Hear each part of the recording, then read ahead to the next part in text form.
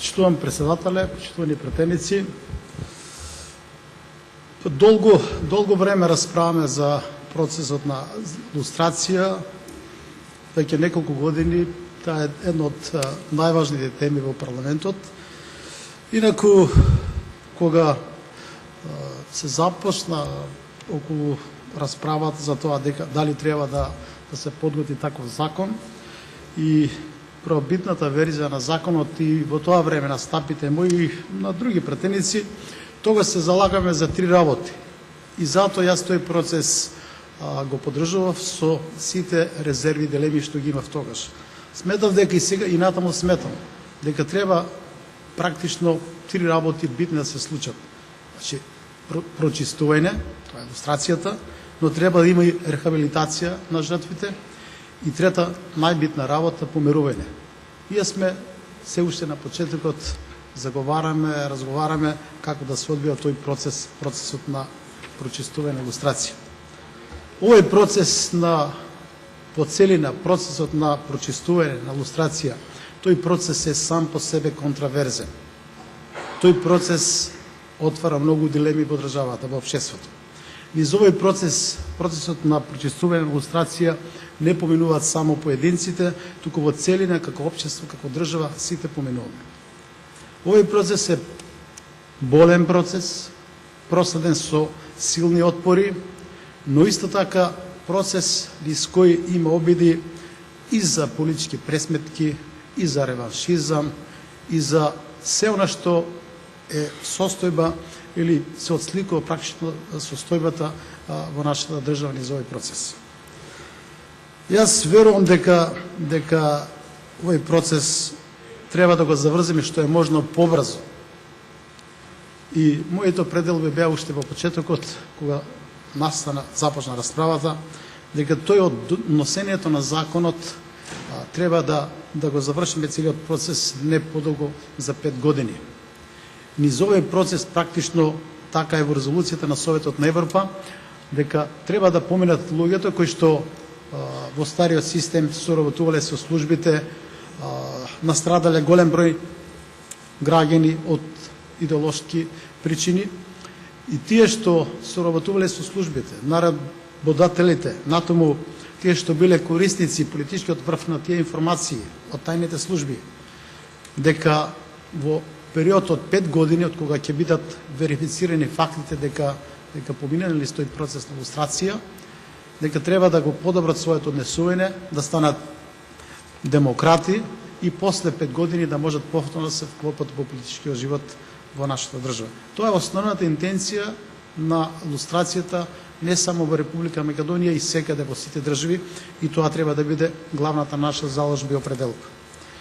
Натаму морам да нагласам дека овој процес е доста широк. Затоа реков, поминуваме низ тој процес многу мина. Моја цврст определува е дека првенствено треба да поминеме низ тој процес тие што извршувале високи партиски, политички, државни функции. Пред се, тие што имале клучна одлука во носењето на одлуките. Тоа са председателите на Сојузот на комунистите, на Комунистичката партија, не знам, на собранието, парламент, влада, председател на Врховен суд, јавен обвинител и така натаму. Сите што биле на тие функции нека поминат. Затоа што ако сметаме дека некој советник во некоја општина или некој член на управен одбор, дека тој треба да биде лустриран приоритетно, а не тие што ги носеле клучните одлуки, мислам дека ќе ни треба околу 200 години сите граѓани да поминеме низ тој процес за да имаме целосно прочистување. Значи, јас сметам дека овој процес треба да биде насочен кон носители на високи државни, политички и партиски функции, бидејќи тие биле корисници на информациите од тајните служби, од соработничката мрежа, и тие носиле одлуки кој ќе биде деградиран, кој ќе биде осуден, кој ќе биде, не знам, стрелан и така натаму. Инаку формално правно, ако гледате лидерите на партиите, и тогаш, и сега, и секаде во плурализмот, ако не извршува некоја државна функција, тие формула и не може да одговараат. Ве само да направам споредба со Сталин, кој што бил генерален секретар на Комунистичката партија на Советскиот сојуз, тој никогаш не донел ниту една формална одлука, а милиони луѓе се стрелани врз основа на политичките одлуки што тој ги носи. Така да, затоа сакам тоа да биде една укажување до Комисијата за верификација на факти, да почне да се занимава со крупните прашања. Значи, тие што носеле клучни одлуки за судбината на голем број на граѓани. Тие што ги праќале на Голиот оток, тие што ги преселувале од своето место на живеење, тие што ги праќале во затворите или ги деградирале во развојот, во политиката, во работната кариера и така натаму. Така да, тука би било да се насочат активности. Инаку, од оваа говорница многу лесно, значи, лустрираме луѓе. Јас сум поменен на тој процес на лустрација само заради младите генерации, а и младите пратеници кои што многу покасно се родени, а присутни во парламентот.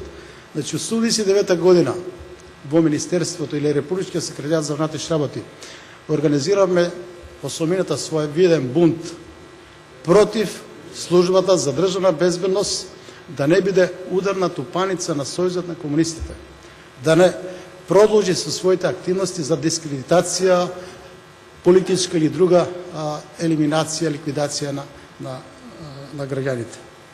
И тогаш се формира една комисија од извршниот совет. За жал, тие членови на комисија после тоа добија дали од една или друга партија високи позиции, кое што ги расчестуваше состојбите во Републичкиот секретар за внатрешни работи, и председателот на таа работна група или комисија, меѓу другото, предложил да се преземе премосомината најстрогата мерка електрон или ликвидација. Сега треба, се извинувам, треба да се направи споредба кои беа тие луѓе што се залагаа, што најавија демократската пролет, каде тие дел од нив завршија, а кои беа тие што беа противници на тие процеси, а за кусо време после се представува јавноста како големи демократи, дека тие се за плурализам, за повеќе партиски системи и така натаму. Тие припадници на МВР кои што сега поминуваат низ овој процес на лустрација, голем дел од нив, скоро сите, можеби 99%, се вградија во создавањето на самостојна независна држава, Република Македонија. Тие припадници, јас сум гор што сум бил дел од тој состав, што силно ги поддржаме процесите за осамостување на Република Македонија. Но секој, независно од заслугите, секој треба да помине низ тој процес. Јас јавно ви соопштувам дека 1998 година донесов одлука да не се води, да не се контролират политичките, условно кажано, противници, да нема повеќе политички досија кои ќе бидат полнети. И од тогаш навака не сум видел дека некој е лустриран, мислам дека се запре, генерално се запреа тие процеси. Јас во оваа прилика сакам да укажам на тоа дека овој процес, тоа завршот, дека е доста осетлив процес. И моја сугестија би била комисијата да биде крајно предпазлива и да одлучува само врз основа на факти, на докази, и да биде крајно одговорна. Затоа што тоа ќе зборам кога ќе дојде законот за сведоците, затоа што тие сите и соработниците, и носители на државни функции, на работодатели, сите тие работеле согласно устав, согласно законите во тоа време. Но ние сега расчистуваме со една идеологија, со еден систем. Да не се случи сега, во време, кога користиме на друга форма, сведоци со прикриен идентитет, заштитени сведоци, да не се случи во некој нов парламентарен состав да се отворат досијата за тие сведоци и за тие што ги ангажирале да сведочат.